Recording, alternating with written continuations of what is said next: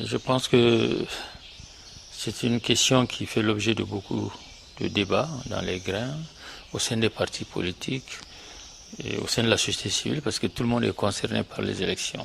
Je dois dire que ce n'est pas un problème qui concerne seulement les partis politiques. Et nous avons été un peu surpris, il faut le dire, parce que ce n'est pas sorti d'une discussion, d'un débat où les gens se sont entendus pour dire en novembre on va le faire. On avait dit à un moment qu'en septembre, ces élections auraient lieu. Donc si on parle de novembre, de ce côté, il ne devrait pas y avoir de surprise, mais lorsque la nouvelle est annoncée et que cela n'avait pas été partagé auparavant, nous devons le signaler. Maintenant, le sujet est un sujet bon qui suscite même des polémiques, dans la mesure où au sein de la majorité comme au sein de l'opposition, les avis sont partagés. Et ces avis sont partagés pour la principale raison qu'il y a eu plusieurs reports, beaucoup de reports, je ne sais même pas c'est la combien de fois, et à chaque fois c'est les mêmes raisons qui ont été avancées. La situation sécuritaire du pays ne s'est pas améliorée. Il y a la zone nord, Kidal particulièrement, et peut-être des zones de Tombouctou, de Gao, même de Mopti, je vais même dire, même de Ségou, où il sera difficile d'organiser des élections. Donc par rapport à ces choix antérieurs, la logique aurait voulu qu'on dise, pour les mêmes raisons, on ne peut que reporter. Mais j'avoue que nous devons, à chaque étape, y réfléchir et intégrer les nouvelles donnes. La nouvelle donne, c'est quoi? C'est que les raisons qui étaient évoquées, au lieu de s'améliorer et de s'atténuer, on a assisté plutôt à une escalade, à une aggravation. Donc l'aggravation devait être même une raison supplémentaire pour dire qu'il faut reporter. Mais cela suscite aussi une autre perception. C'est si grave, c'est si profond aujourd'hui que nous tous, même de l'opposition, qui espéraient qu'avec ces accords, malgré toutes les critiques, c'est pas bon, mais que dans la mise en œuvre, le gouvernement ferait preuve de plus d'efficacité et qu'on allait au moins percevoir des signes d'amélioration dans un délai raisonnable. Mais aujourd'hui, avec cette aggravation, c'est pas évident qu'on puisse dire que même en 2018, la situation va être meilleure. Nous le souhaitons.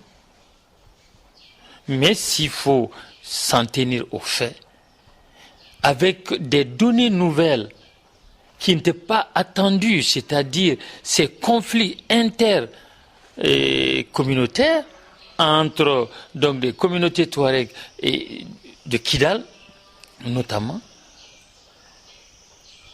on s'éloigne. On dirait chaque jour de l'objectif que nous visons. Alors, moi je dis, est-ce qu'il ne faudrait pas, qu'en tenant compte de tout cela, le gouvernement a décidé, laisser le choix au gouvernement de respecter cette date-là et de créer les conditions pour que ces élections se fassent. S'ils n'arrivent pas, qu'ils le disent et qu'on ne dise pas que c'est le fait des partis politiques encore qui ne veulent pas aller aux élections, qui veulent le reporter. Mais que notre choix soit le suivant. Est-ce que nous allons rester comme ça et pour dire allons de report en report? Et si en 2018? Parce que la politique c'est ça, il faut anticiper. Il n'y a pas, nous sommes dans la même situation qu'aujourd'hui, mais on ne pourra pas dire en ce moment qu'il faut que les élections présidentielles se fassent. Parce que ce seraient les mêmes raisons qui seront là. Je pense très honnêtement, et il faut que les gens aient le courage de leurs opinions, même si ce n'est pas partagé par tout le monde, c'est une opinion. Et peut faire l'objet de discussions, de rejets. Tout le monde n'est pas obligé de l'apprécier. Moi, je pense que si ces élections peuvent se faire sur une bonne partie du territoire du Mali, il faut les faire. Là où ce n'est pas possible, il ne faut pas qu'il y ait une mascarade comme les législatives dans la région de Kidal en 2013.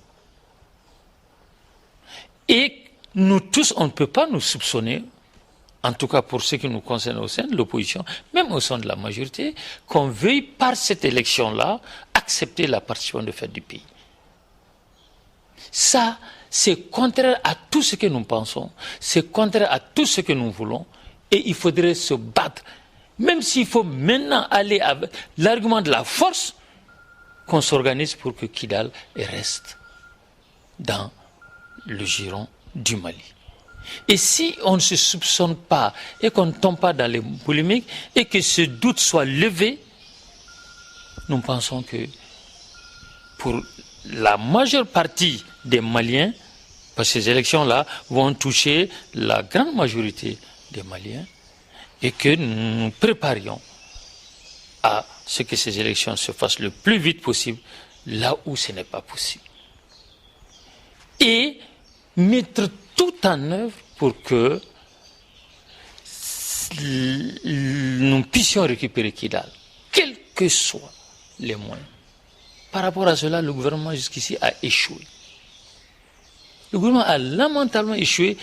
Nous tous, nous espérions que vraiment les choses allaient s'améliorer. Mais ça va de mal en pis et le gouvernement n'a plus le contrôle de la situation, n'a plus l'initiative et nous sommes pratiquement dans une impasse totale.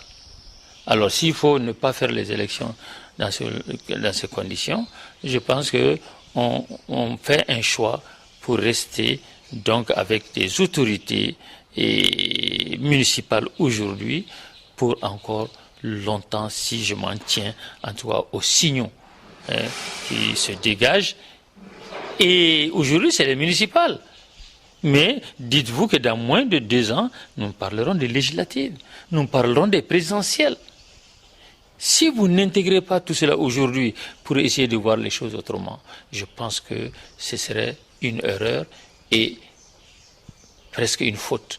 Alors je dis, encore une fois, l'opinion, j'aimerais que nous puissions partager, nous nous concertions, nous débattions pour que tous les arguments soient donnés et que nous nous préparions tous à faire face, en tout cas, aux défis qui sont là, parce que organiser les élections aujourd'hui, c'est un véritable défi.